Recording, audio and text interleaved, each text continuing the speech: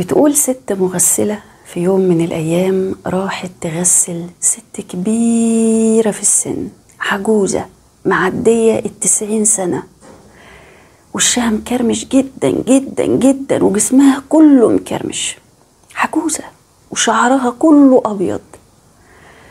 فقالت لبناتها خليكوا واقفين معايا يمكن أحتاجكم وأنا بغسل. بس سبحان الله، بتقول أول ما بدأت في الغسل لقيت قد إيه الست خفيفة، بس قلت لهم خليكوا برضو واقفين معايا. فغسلتها بفضل الله وكرمه، وزي ما بقول لكم كده والله العظيم أنا بنقل الكلام اللي هي قالته، بتقسم بالله إنها عجوزة جدا وجسمها مكرمش كله، حتى علشان العمر الطويل ليها، يعني عظم جسمها واخد تقويص كده، يعني من كتر ما هي كبيرة. فغسلت وبتدور كده تجيب الكفن وتعطره، فبصت لقيت البنات بيصرخوا بصي الحقي شوفي. كل مكان عبدت فيه ربنا هيشهد عليك، وكل مكان عصيت فيه ربنا برضه هيشهد عليك. يومئذ تحدث أخبارها، فكتر من الشهود. بتقول ست مغسلة في يوم من الأيام راحت تغسل ست كبيرة في السن، عجوزة معدية 90 سنة، وشها مكرمش جدا جدا جدا وجسمها كله مكرمش، عجوزة وشعرها كله أبيض. فقالت لبناتها خليكوا واقفين معايا يمكن أحتاجكم وأنا بغسل. بس سبحان الله، بتقول أول ما بدأت في الغسل لقيت قد إيه الست خفيفة، بس قلت لهم خليكوا برضو واقفين معايا. فغسلتها بفضل الله وكرمه، وزي ما بقول لكم كده والله العظيم أنا بنقل الكلام اللي هي قالته، بتقسم بالله إنها عجوزة جدا وجسمها مكرمش كله، حتى علشان العمر الطويل ليها، يعني عظم جسمها واخد تقويص كده، يعني من كتر ما هي كبيرة. فغسلت وبتدور كده تجيب الكفن وتعطره، فبصت لقيت البنات بيصرخوا بصي الحقي شوفي. فالست بسرعة بتبص لقيت الست اللي كانت بتغسلها من لحظات العجوزة، عجوزة جدا، اللي وشها مكرمش، اللي شعرها أبيض، لقيت شعرها اسود اتحول لسواد ليل. بتقسم بالله العلي العظيم اتحول لشعر اسود جميل حلو. وشها اللي كان مكرمش قوي، ما هو انا اللي كنت بغسلها، وشها كان مكرمش قوي قوي، لقيت وشها اتفرد جلد وشها اتفرد، جلد جسمها ورجلها رجعت بنت في 30. بتقسم بالله ان كان طالع من وشها نور، كانت بتقفل عينها وهي بتلبسها الكفن، بتقول والله كأنها لمبة نيون في عيني. هو ده حسن الخاتمة؟ يلي بتسأل عن حسن الخاتمة هو ده. أكيد كلنا في الوقت ده هنبقى عايزين حسن خاتمة. فبقت الست تسأل بناتها بالله عليكم أمكم كانت بتعمل إيه في الدنيا؟ بالله عليكم. البنات ردوا وقالوا والله العظيم إحنا كمان كنا نسألها يا أمي أنت بتروحي فين وتيجي؟ لما كانت تغيب مثلا في النهار وترجع، أنت كنت فين يا أمي؟ بعمل حاجة لوجه الله. بتعملي إيه؟ دي حاجة بيني وبين حبيبي، ملكوش دعوة انتوا. عرفنا من الخير اللي هي كانت بتعمله ان كانت كفلة يتيم، لكن ايه تاني ما كانتش بترضى تقول. نسألها كنت فين يا أمي؟ كنت بتعملي ايه يا أمي؟ وديتي الفلوس اللي كانت معاكي فين يا أمي؟ تقول ملكوش دعوة، دي حاجة بيني وبين حبيبي، انتوا ايه دخلكوا؟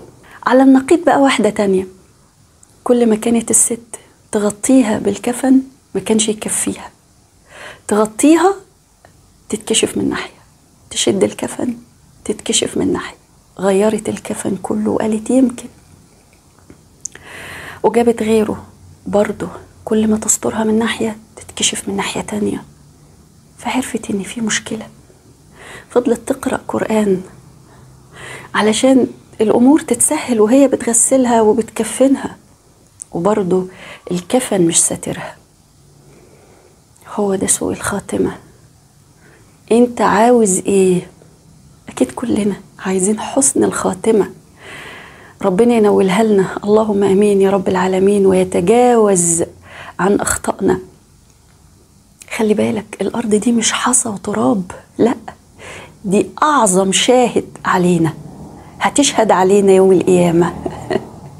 فخلي بالك بقى، في كل ارض انت تخطيها سيب صدقة، في كل قلب تتعامل معاه سيب محبة، في كل حتة تروحها سيب سجدة، ازرع الخير في كل حتة انت تخطيها. إذا زلزلت الأرض زلزالها وأخرجت الأرض أثقالها وقال الإنسان ما لها يومئذ تحدث أخبارها بأن ربك أوحى لها يومئذ يصدر الناس أشتاتا ليروا أعمالهم فمن يعمل مثقال ذرة خيرا يره ومن يعمل مثقال ذرة شرا يره. ما تستقلش بالذرة. تخيل لو بتعمل خير مثقال ذرة، عند ربنا كبير قوي قوي، ولو بتعمل شر مثقال ذرة برضو عند ربنا كبير قوي. فخلي بالك وكتر من شهودك، كل خير انت فيه برحمة ربنا، فاعترف بالفضل لصاحب الفضل. فلما جاء أمرنا نجينا صالحا والذين آمنوا معه برحمة منا. بمعنى لما يجي الفرج بعد الضيق اعرف انه برحمة ربنا. لما يجي الشفاء بعد المرض ما تقولش ان الدكتور او العلاج هم اللي خففوني، هم اللي شافوني، لا لا، ده ربنا سبحانه وتعالى حط في ايد الدكتور ده الشفاء والعلاج ده الشفاء.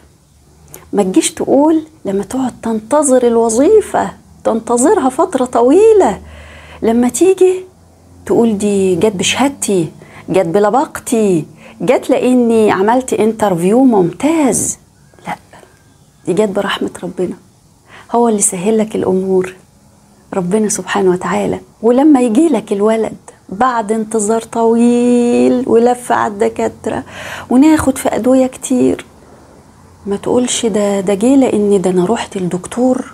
يعني الدكتور ربنا حط في ايده الشفاء، مش قوتك هي اللي جابت الولد، لا، ده ربنا سبحانه وتعالى. كل الاسباب لا بتنفع ولا بتضر الا باذن الله.